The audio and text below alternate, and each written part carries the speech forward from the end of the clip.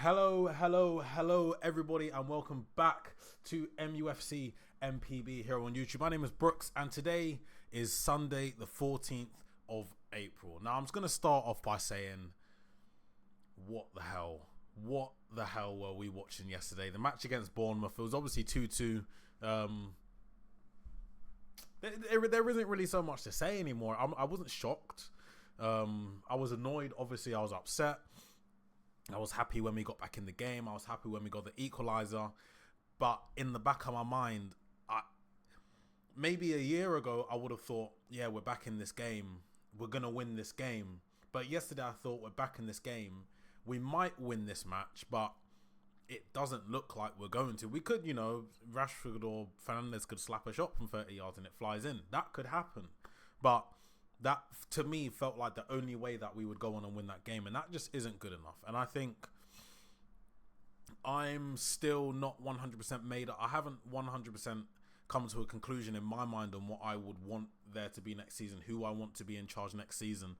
But according to Fabrizio Romano, talking on the podcast Here We Go, which I believe is his podcast called Here We Go, Erik ten Hag's situation at Manchester United is absolutely open.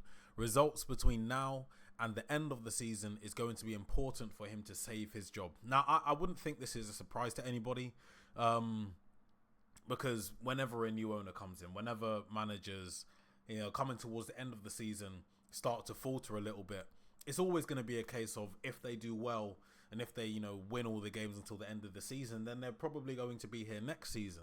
Rarely do you get a case where a manager's been underperforming for 3 months leading up to the end of the season and they're still in a job the following campaign. I don't think this is much of an eye-opener. I think this is kind of common sense, and, it's good that Fabrizio Romano was saying it rather than the in the nose. It's good that Fabrizio, the guy Fabrizio, is saying it, the tier 1, tier 0, as I'd like to call it. I'm glad that he's saying it. It just depends on how Manchester United react to this, in terms of the players, in terms of the manager. Are the players encouraged by what they think Erik ten Hag could do next season under new leadership?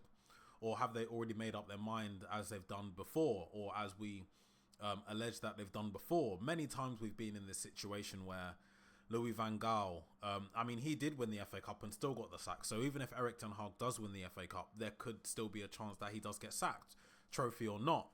We've had players in this situation where they've downed tools for Van Gaal. They downed tools for Mourinho. They downed tools for Ole Gunnar Solskjaer. They didn't even show up for Ralf Rangnick. They showed up last season for Erik ten Hag, finished third in the Premier League, won the League Cup, had a decent run in the Europa League.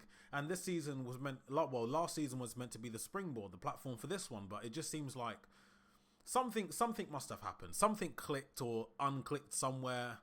And they thought, what is going Ten Hag, Erik ten Hag? Nah, I don't want him. And they're just going over the same rubbish that they've been doing before. And I think it's just a pattern. It's just not a very good pattern that the Manchester United players seem to be living in, and they just seem to be fixated on. They don't like a couple of things, like you said, because they're being petty, they're being petulant and childish and immature and ungrateful. And look, we've got something later on in this episode which I'll go over to show you an example of the ungrateful nature of the Manchester United players that we have, because regardless of the position we're in, we're not doing well, we're underperforming massively, but these players are yet one of the main reasons why, by the way, and these players are still not grateful. It might not be everybody. There are some players who don't deserve any criticism. There are some players that deserve a lot of criticism, obviously justifiable criticism. That's not abuse, that's just criticism, constructive criticism.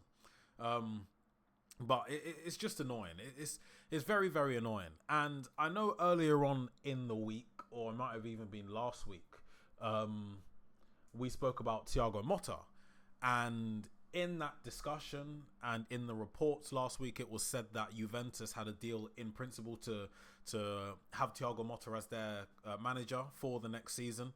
But I don't know how true that is, because Court Offside are reporting that Bologna manager Thiago Motta is increasingly emerging as a strong candidate to replace Erik ten Hag if he is sacked by Manchester United this summer. Now, we've gone over Thiago Motta and his philosophy and the uniqueness of it, the free-flowing, almost sideways football. Not sideways as in passing side to side, but the formation itself is set up as sideways. It's what is it, a 2-7-2 or something? I can't remember exactly what it is. But basically, it's including the goalkeeper as the first midfielder. So instead of it being one, the 4-4-2 or whatever, it's 2-7-2, like that, basically.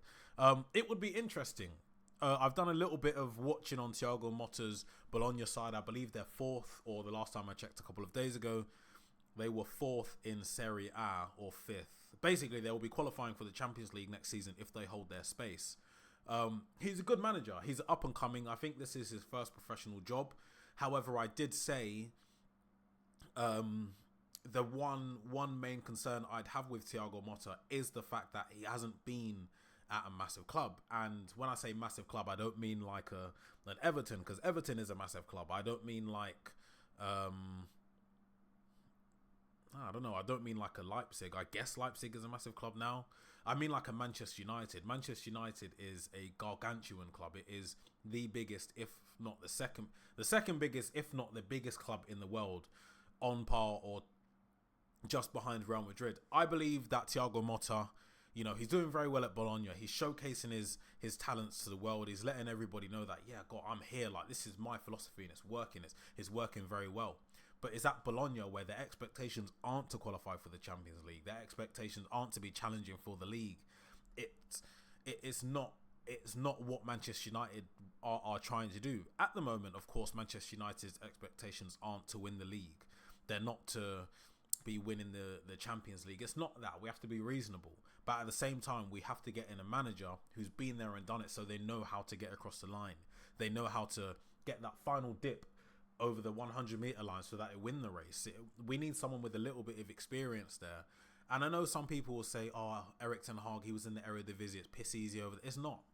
It's just not. Because as soon as he left, Ajax dropped off. He had the experience of winning the league, having a good Champions League one, domestic trophies, organising a side almost on a little bit of a shoestring budget to compete and just absolutely dominate, decimate the Eredivisie.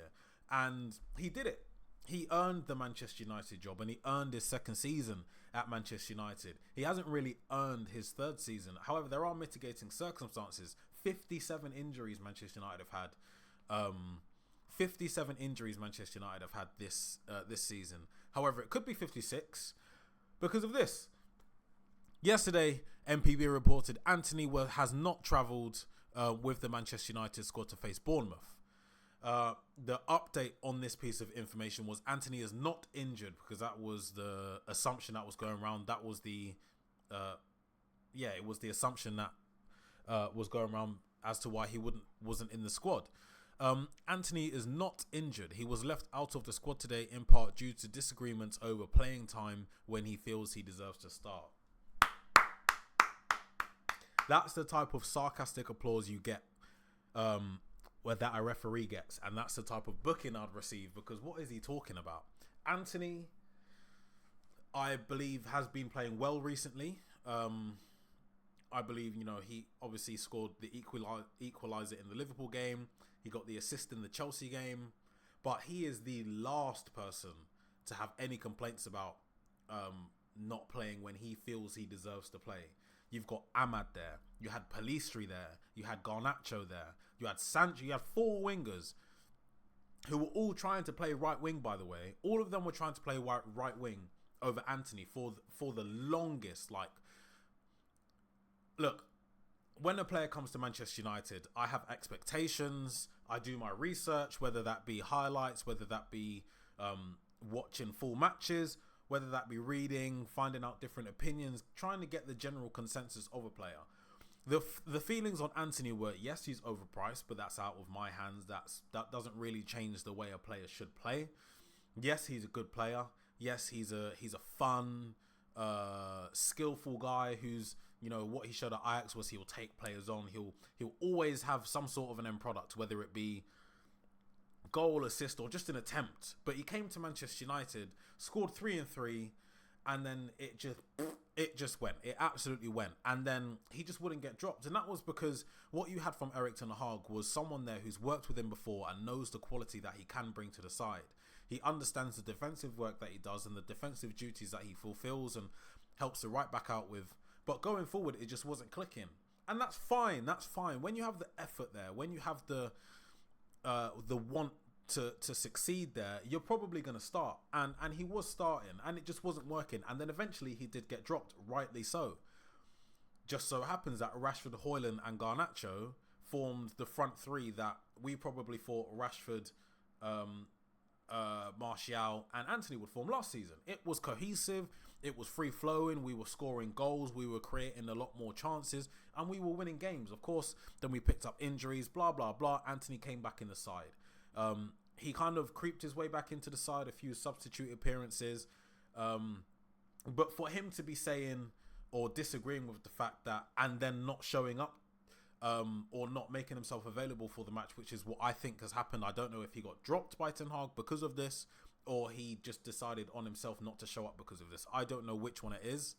But he is the last person that can talk about this, because you had 4 players there sitting and waiting for months whilst you were stinking up the pitch. And I know you love Manchester United. I know you want to be the best you can be. You've been training, and that's good. I want to see all of our players succeed. But for him not to be in the squad, not because of an injury, but because he thinks he should have started, petulant. Divas. We've got a squad full of divas, and that picture there is just, I guess, an example of his diva attitude. Listen. A lot has happened yesterday. So much has happened yesterday. I don't really have many thoughts on this. I don't know what this emoji is aimed at. I don't know if it's aimed at the fact that we didn't get a win. I don't know if it's aimed at the fact that he thinks he should have played more. Maybe he should have started. Maybe he disagreed with what Erik ten Hag was saying. Maybe he just wants people to be quiet. I don't know. It could literally mean anything. But this as well, from Alejandro Garnacho, I don't know. Look, I don't know about Garnacho, innit? When you look at Manchester United, you see a big stadium, you see the big names, you think, yeah, they've got a lot of money, they're doing all of this, they're trying to get themselves back on track, and we've been doing a good job since Ineos came in. But when stuff like this happens, look, I'm not saying Mark Goldbridge has got nothing to do with this. He's who he is. He runs the United stand. He can literally say whatever he wants to say. You can express your opinion. It's a free country. You can express yourself on X. Mark Goldbridge in this situation, for whatever reason, is getting hate. Don't know why. But the fact that Garnacho's liking this, and you know, everybody knows that likes on Twitter are public. Players have media training. They learn these things. This isn't just I'm just going to like this and move on with my day because I'm a nobody. My name is Anton Brooks and nobody actually cares about it. This is Alejandro Garnacho, one of the poster boys of Manchester United at the moment. He shouldn't be liking this. Whether he agrees with it or not, he shouldn't be liking it. And it's done. You can't say, oh, it's an accident. He uses Twitter. His brother's a Twitter keyboard warrior, man. They know. He knows. They know the repercussions and the consequences. And I'm I'm begging you, Garnacho, please pattern up. Please pattern up. We're not trying to have Alejandro Sancho situation here. We're not trying to see any of this. You've been one of our most consistent performers this season, and yeah, maybe you don't feel like you should have been taken off yesterday. Nobody wants to be taken off. Everybody. I've seen Ronaldo throw tantrums. I've seen Rooney throw tantrums. I've seen legends of their clubs throw tantrums. But you have it out with the manager. You say to the manager privately in a private conversation, not online, not in the post-match press conference. You have it out with the manager. You go to his office, or you speak to him after you guys have finished whatever you're doing and say, boss, like, why did you take me off? I don't feel like I should have been taken off. If you feel like someone else should have been playing, that's a conversation you have in private with your manager as well. There are certain things you do in private and there are certain things that you do online, because when you do stuff online, you want people to see it. You want there to be a reaction. You want there to be a spark. I don't know what the reason behind this was, but he just shouldn't have done that. And I'm scared. I'm scared that there's going to be some sort of something going on in the dressing room. And again, segues are brilliant today. But do you think this... I mean, MPB put up a poll yesterday. Would you keep Erik ten Hag as Manchester United manager? 8,769 votes. 63.3% were no. So 2/3 were no. They wouldn't keep Erik ten Hag as Manchester United manager. Don't get it mixed up with do you think Erik ten Hag will be Manchester United manager next season? But this is just what people want. And do you think Ahmad's cryptic Instagram post, continuous links with Thiago Motta, continuous looser links with Julian Nagelsmann, the liked tweets from Alejandro, do you think this is all leading into someone writing in thick red lipstick on the wall, Erik ten Hag is finished? Because the writing's on the wall here. I just think it's clear that he's not going to be here next season. And it's upsetting for me because I'm a fan of Erik ten Hag. I wanted him to succeed because of the football we were witnessing at Ajax before he came. I just don't know. I don't know. I think it's tricky because we all know what the plan was. We all know what the type of football we were going to be watching was. We all know that we have very good players and we have stars coming through. You've got Kobe Minu, you've got Willy Kambuala, who didn't have the best game yesterday, but he still played all right. I don't have any blame on him, to be honest. One of his first starts, and not because necessarily he's earned it. Listen, let's be real. If Martinez was fit, if Varane was fit, if Evans was fit, if Lindelof was fit, he wouldn't be playing. He is a good player and he has a very high ceiling, but he wouldn't be playing if those four were fit. And that's something we have to understand and appreciate. You throw in you've thrown a youth player. You threw a youth player in the first team. He played against Liverpool, and he did very well. He swam, but he hasn't had the training yet. He hasn't been to swimming classes yet. He can swim because there's a natural ability for swimming there. But to keep the stride going, to keep the motion flowing, and to keep yourself on that steady path without any slip-ups, he's just not ready for that yet. Yes, he had a very good game against Liverpool, and yeah, he probably did deserve to start against Bournemouth. But as I said, if Martinez was here, he wouldn't be starting. If Varane was here, he wouldn't be starting. If Evans was here, he probably wouldn't be starting either. I wish him all the best, and I hope he doesn't get any hate for yesterday. And one thing I'm relieved about as well is, Van der Ven had that picture of him when Isak went through. You got Van Dijk with Perisic. There was another one, I can't remember who it was. But I was scared because I thought we were about to see a Kambuala of Dominic Solanke, but we haven't seen it, and I hope we don't see it because he's young. He needs the confidence. He needs to grow and improve, and it's a tricky one. But it's annoying that we all had this vision for Manchester United under Ten Hag, and it's just not working. It's just not working this season. It's just not working. But one thing that also won't be working, and one thing that we can praise Jesus for, is Fabrizio Romano on his podcast again coming out and saying there is no contact between Manchester United and Gareth Southgate. Oh, I'm so surprised. Of course, it was just the international break. People needed clicks.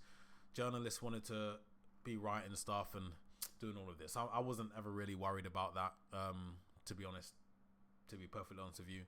It was obviously never going to happen. You've brought in Barada, you've brought in Jean-Pierre, you're trying to bring in Ashworth, and you've also almost brought in Jason Wilcox. Do you think 4 mega minds that they are going to come sit around the table and think, we've got De Zerbi here, we've got Thiago Motta, we could try and get Zidane, we've got did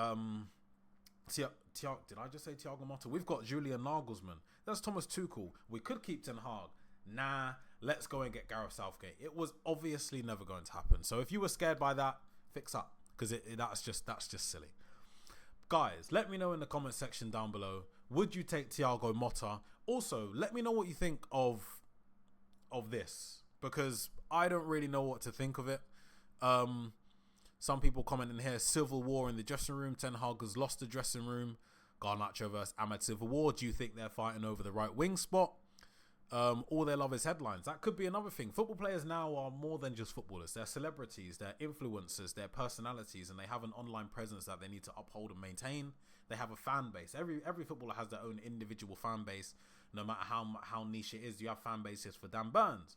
You have fan bases for Harry Maguire.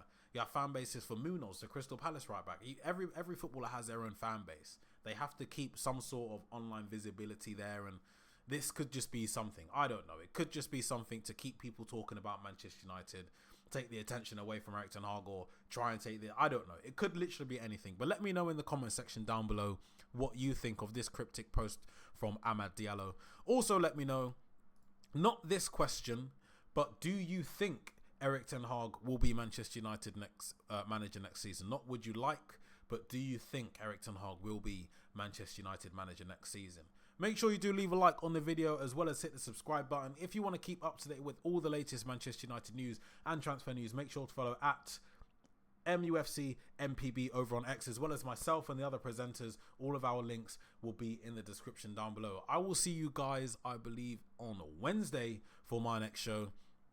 Hope you guys have the good rest of the weekend, and I will see you later. Thank you very much, and goodbye.